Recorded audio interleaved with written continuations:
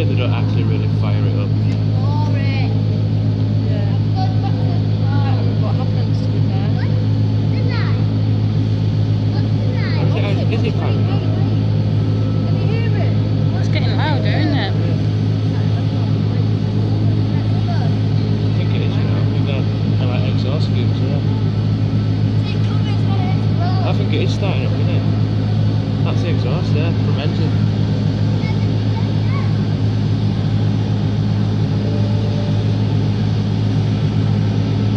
Monster, innit?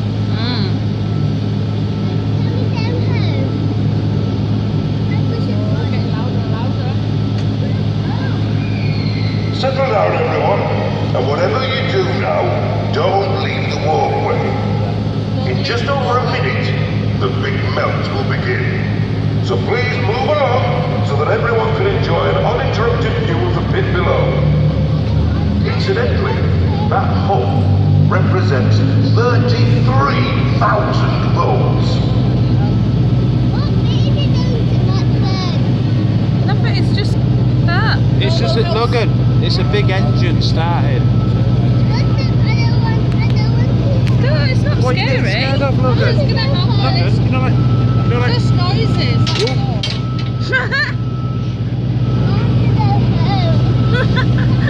Al's broke it.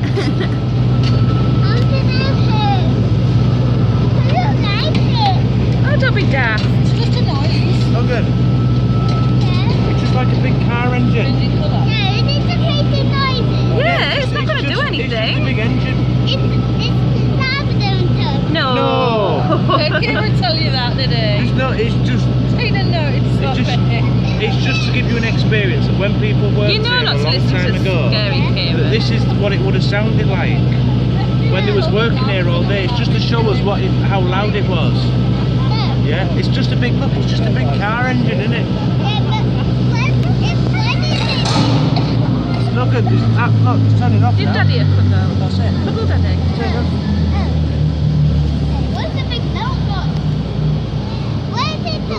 Welcome to Steelos, everyone. Alright, just a man on For the those street. who've clocked on here every day, that's the nickname for Steel, Beach and Tozer. And right where you're standing now was the Templeborough melting shop, the heart of this vast steelworks. At 1/3 of a mile long, it was once the world's largest electric melting shop, producing almost 1/4 of Britain's electrically melted steel. Over 1.25 million tons of cast ingots a year. Engineering steels, the flesh and bone of car engines, gearboxes, transmission systems, and load-carrying bearings. The railways of the world ran on wheels made from steel melted right here in Templeborough. But that was yesterday. Today, you're looking at a dragon's graveyard. Down there is all that's left of one of man's mightiest crucibles of creation, an electric arc furnace. Only that particular beast, E-furnace in Templeborough, pioneered many techniques which set the standard for manufacturing engineering steels worldwide. Since 1993, it's laid idle. The melters who worked it used to say that once roused, life in that pit was like standing on the rim of a volcano. Its roar made your eardrums ring. Its breath quenched your energy. And its fury could snuff you out in the blink of an eye. Sadly, we can't turn it back on again. But perhaps, with your help, we can conjure up an impression of its awesome might.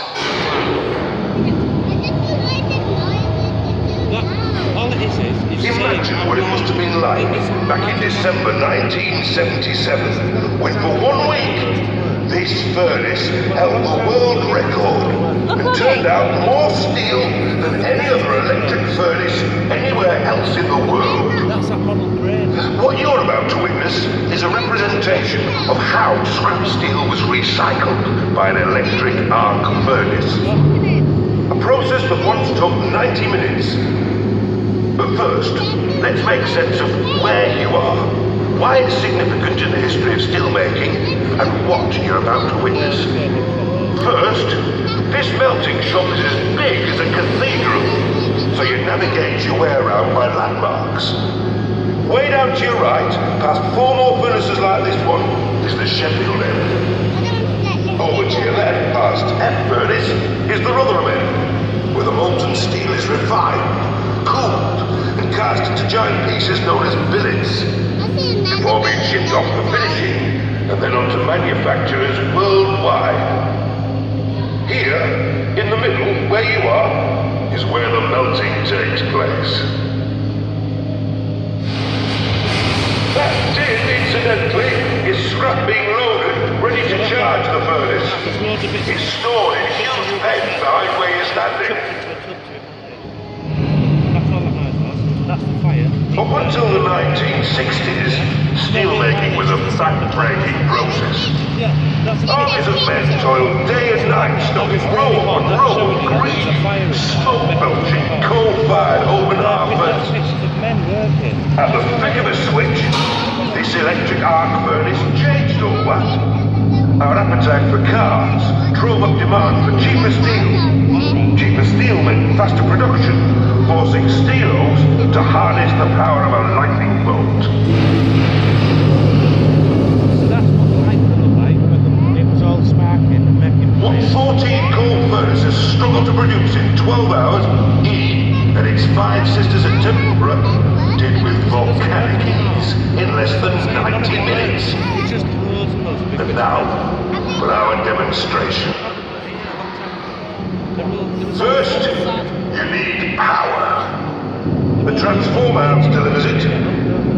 Each melt gobbles up 750 million units of electricity, equivalent to the consumption of a town the size of, say, Rochdale.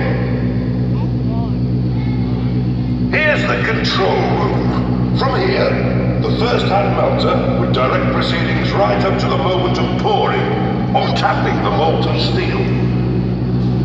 To the right is the furnace itself. It can tilt backwards and forwards at the touch of a button. Further right, that funnel contraption, that's a heat exchanger. It recycles waste heat from the furnace to pre-warm the scrap basket. And finally, the scrap basket, where the process begins. The scrap basket's now being hoisted over to the furnace by the basket crane operator. Making quality steel means using a balance of graded scrap. Everything from heavy stuff as big as girders to industrial waste like metal shavings and nuts and bolts. It's mixed up with limestone, which soaks up impurities, and pig iron to give it zest by aiding combustion. In order to achieve maximum melt, the team will need to charge the furnace twice.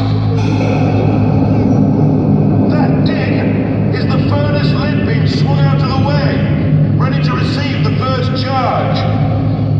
What's critical is aiming 80 tons of scrap directly into the furnace.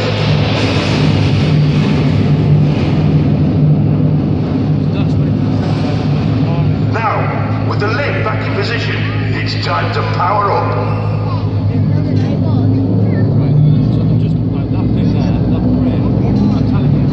Lowered through holes in the furnace lid are 3 giant graphite electrodes, 5 meters tall. They're suspended over the scrap inside. Now here's what happens next. When a lightning-sized bolt of electricity arcs from one electrode to another, generating scorching heat at 3,000 degrees Celsius, cold steel melts.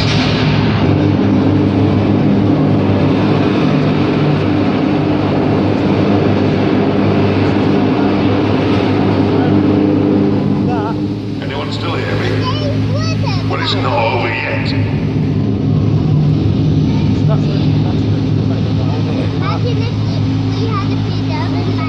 Here comes the second charge, and the team in the pit had to endure this sweltering inferno all day long.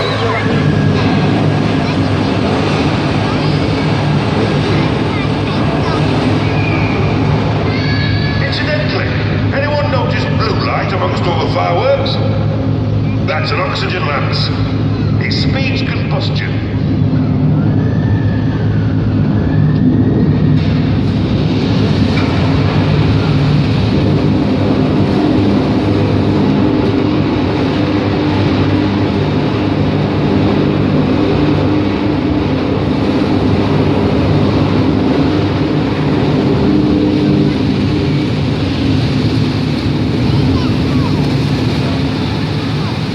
Samples are taken from that door at the front of the furnace, by hand, mind you, with the aid of a large scoop on a very long rod.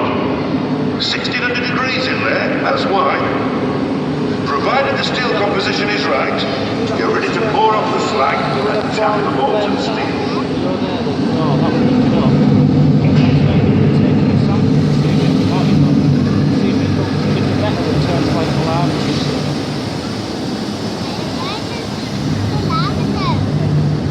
By tilting the furnace, the first hand melter gently pours away the molten impurities and congeals into a thick skin of slag that's collected on top of the molten steel. Confident that the bulk of the furnace now contains pure molten steel, it's the job of another member of the team to inch the mighty furnace in reverse.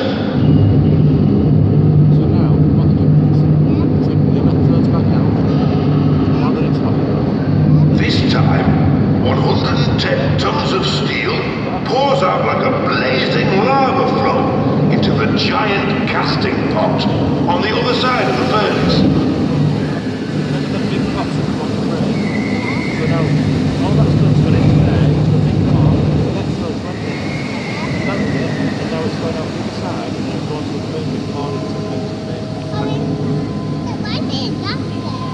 And that's how history is made. On December the 10th, 1977, melting shop manager Roger Garland opened a Christmas card. It was addressed to his melters and E-furnace to celebrate their record-breaking skills. An average of 74 tons an hour, every hour for a week. The world record. And the well-wisher? None other than Jim Callahan, a very grateful Prime Minister. We should be grateful too. Don't forget that steel is the backbone of the world we inhabit today. With it, we can bridge rivers, shrink distance, and tower into the heavens. That's how versatile a material it is. But always remember this. Much of that steel was once made right here. Right where you're standing, at Steelo's.